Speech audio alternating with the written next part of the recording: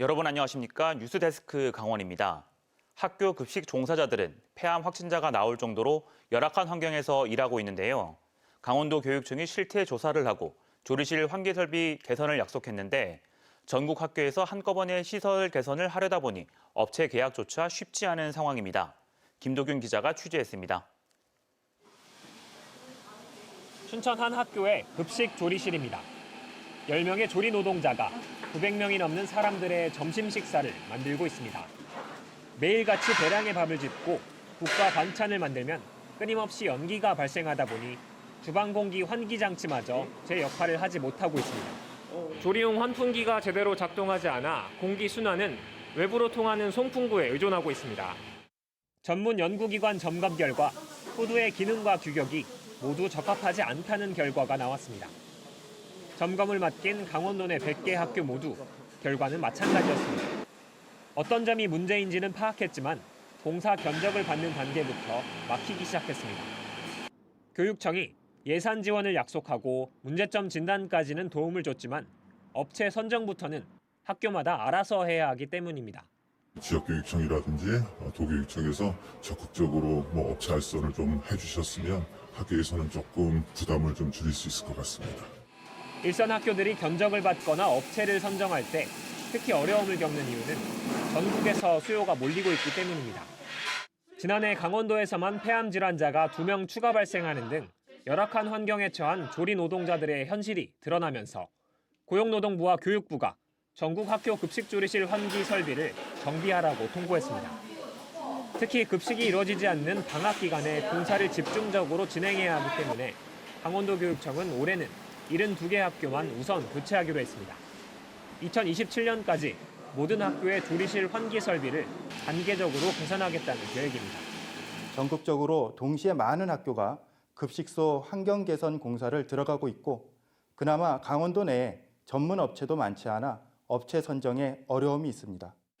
전국적으로 공사 수요가 몰리고 있는 만큼 계획대로 조리실 환경을 개선하기 위해 도교육청 차원의 업체 확보 전략 수립이 필요해 보입니다. MBC 뉴스 김도균입니다. 코로나19 장기화에 이어 경기 위축까지 겹치며 중소기업과 소상공인의 자금 사정이 빡빡한데요. 최근에는 금리까지 크게 오르자 앞다투어 정책자금 신청에 몰리고 있습니다. 홍한표 기자가 보도합니다. 글라스 세라믹으로 인공 치아용 소재를 만드는 강릉의 한 기업입니다. 지난해 매출 150억 원에 수출액도 100억 원을 넘어선 탄탄한 기업이지만 최근 크게 오른 금리가 부담스럽기는 마찬가지입니다. 결국 강원도로부터 1.5%의 고정금리로 8억 원을 대출받았습니다. 금리가 높을수록 저희에게 부담이 되는 건 사실이고요. 근데 이제 저희가 해외 수출이나 또 인건비나 이런 그다음 마케팅 비용 이런 거 부분에 대해서 이제 정책 자금을 통해서 그냥 상당 부분 도움이 되는 것 같습니다. 최근 은행 대출 금리가 크게 오르며 중소기업의 이자 부담이 늘어나 대출이 더 어려워질 전망입니다. 이러다 보니 중소기업들이 정책 자금 융자 신청에 몰리고 있습니다. 낮은 금리로 대출을 지원해주거나 이자 차익을 보전해주는 정책 자금이 빠르게 소진되고 있습니다. 강원도가 중소기업을 대상으로 1.5%의 고정금리로 지원하는 특수목적 자금은 2분기 신청 접수를 시작하자마자 바로 마감됐습니다. 3년 이내 창업기업 그리고 수출기업 대상으로 하는 그 자금이 있습니다. 1분기 같은 경우에는 2주 안에 이제 소진이 되고 자금이 소진이 다 된 상태이고요. 이제 2분기에는 하루 이틀 만에 자금이 다 소진이 돼서 여기에 강릉시가 상반기 300억 원까지 이자 2.5%포인트를 지원해주는 기업 경영 정책 자금의 경우 지난해는 2달 만에 소진됐지만 올해는 신청 기업이 배에 가까이 급증하며 한 달도 안 돼 소진됐습니다. 이런 가운데 강원신용보증재단의 보증지원 사고 발생률은 3.49%로 지난해 3월보다 3배 이상 늘었습니다. 재단이 보증해서 중소기업이나 소상공인의 대출을 돕는 건데 고물가의 경기 침체가 겹치며 연체 등이 크게 늘어났다는 의미로 그만큼 중소기업과 소상공인들이 어려워졌다는 이야기입니다. 이에 따라 강원신용보증재단은 올해도 2천억 원의 경영안전기금을 마련해 지원하고 있습니다. 이자 2%를 2년 동안 이제 지원하는 자금이라서요. 아무래도 소상공인분들 금융 비용이 좀 완화돼서 경제적으로 부담이 완화가 좀 예상될 것으로 생각됩니다. 자치단체나 기관마다 정책 자금 지원을 하반기에도 마련한다는 방침이지만 지원 업체들의 신청 경쟁은 더욱 치열해질 것으로 보입니다. MBC 뉴스 홍한표입니다. 양양군이 경영 위기를 겪고 있는 플라이 강원에 긴급 재정 지원금을 지원합니다. 양양군은 추가 경정 예산안이 오는 8일 군의회에서 통과되면 거점기지 항공사 여객 운항 장려금 명목으로 플라이 강원에 20억 원을 지원할 예정입니다. 앞서 양양군과 플라이 강원은 이번 지원 조건으로 오는 2027년 10월까지 양양 군민들이 항공권 요금을 30% 할인받을 수 있도록 협의했습니다. 원주시가 공공기관의 추가 이전에 대비해 혁신도시 내 건물 공실 현황을 조사합니다.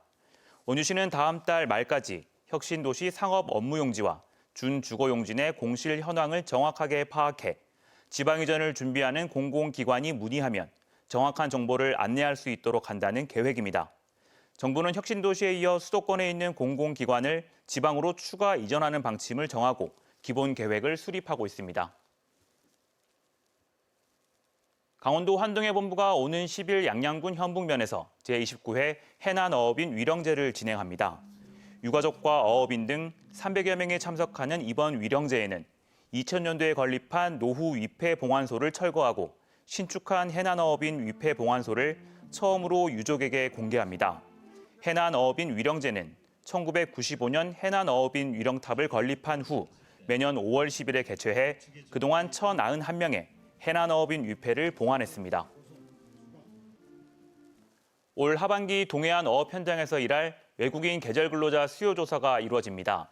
강원도 환동해본부는 도내 6개 시군의 해조류와 어패류, 육상 가공 생산 업종을 대상으로 외국인 계절 근로자 유치 신청서를 받을 계획입니다. 도내 수산 분야 외국인 계절 근로자는 지난 2018년 22명에서 지난해에는 61명으로 3배가량 증가했습니다. 코로나19로 중단됐던 지방자치단체 국제 교류가 3년 만에 다시 활발해지고 있습니다.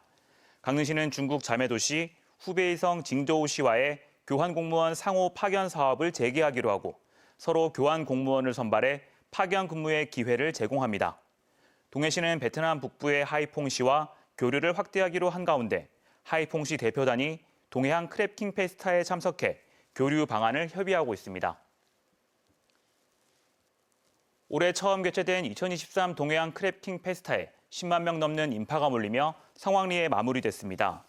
지난 5일부터 오늘까지 북평 제2산단에서 열린 동해안 크랩킹 페스타에는 동해시 추산 12만 명의 인파가 몰려 대게와 킹크랩 반값 구매, 대게 맨손 잡기와 크랩 음식 시식 등에 참여했습니다. 동해시는 이번 축제를 통해 대게와 킹크랩의 유통 중심지에서 가공 산업과 먹거리 관광의 중심지로 성장해 나간다는 계획입니다. 원주 아카데미 극장을 소재로 한 영화 유령극이 제24회 전주국제영화제에서 단편 경쟁 부문 감독상을 수상했습니다. 유령극은 서울 독립영화제와 미장센 단편영화제 대상을 수상하며 연출력을 인정받은 김현정 감독이 아카데미 극장을 보고 영감을 얻어 할아버지와 손자의 이야기로 시나리오를 쓰고 극장에서 대부분의 촬영을 진행해 제작한 작품입니다. 김 감독은 수상 소감을 통해 최근 극장이 철거된다는 소식을 접해 안타깝다며 극장 철거 반대 운동을 지지하고 관계자들을 응원한다는 뜻을 전했습니다. 뉴스를 마칩니다. 고맙습니다.